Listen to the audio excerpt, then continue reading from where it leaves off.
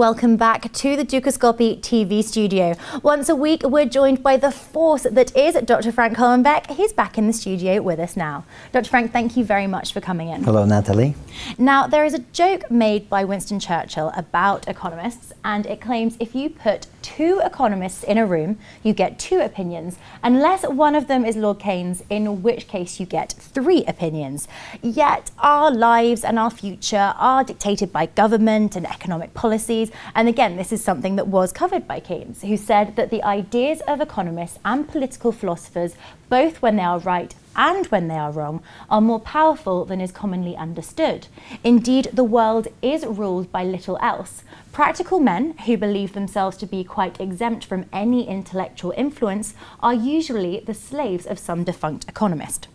Now, today it seems like we've got advice coming from all sectors. Should we print? Should we not print? Should we stimulate? Should we not? Is austerity the right, wrong, upside down policy?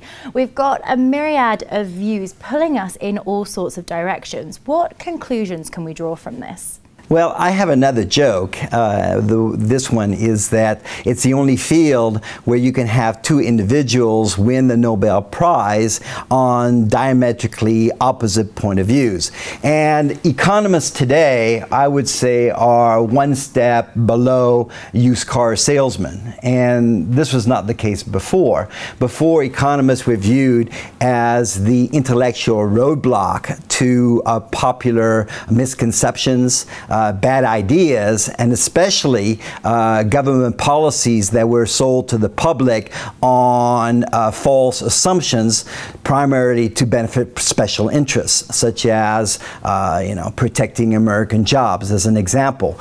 And today, economists have basically sold themselves to the enemy. Okay.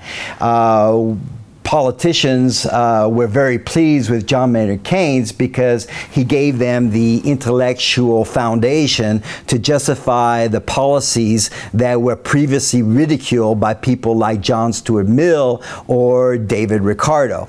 And a lot of economists now work for the government, either the IMF, the UN, the OECD, or the central bank, or they work in academic institutions where their research is funded by public institutions.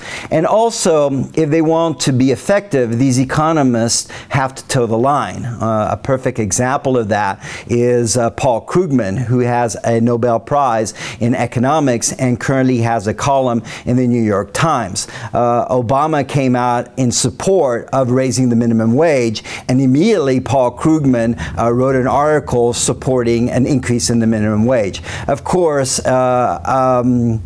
an economist will tell you that price controls have negative effects for society.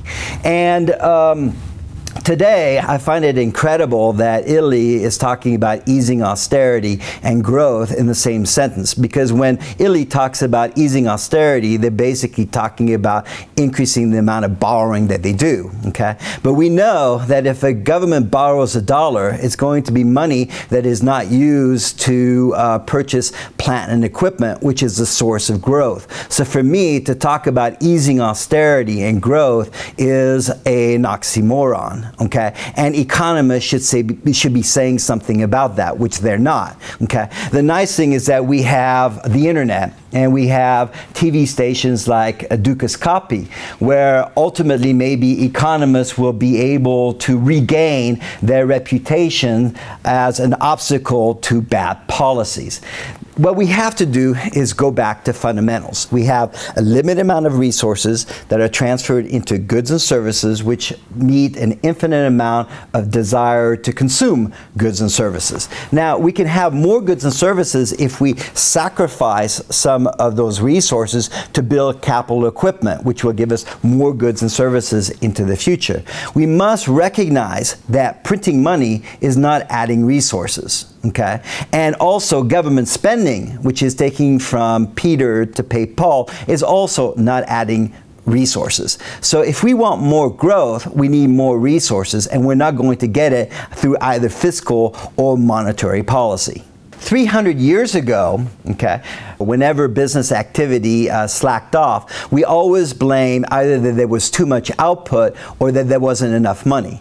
300 years later, we're basically saying the same thing, is that we need to boost demand to meet a certain amount of output that we've produced, or that we need to print money because we don't seem to have enough into the system. Neither fiscal or monetary policy, the way we're running it today, is going to be effective.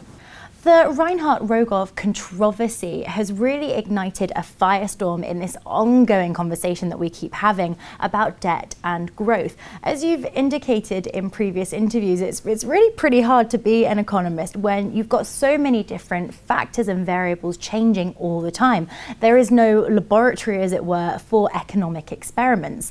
What more can you say on this? Well, we have a problem with association, causation, and the direction of causation.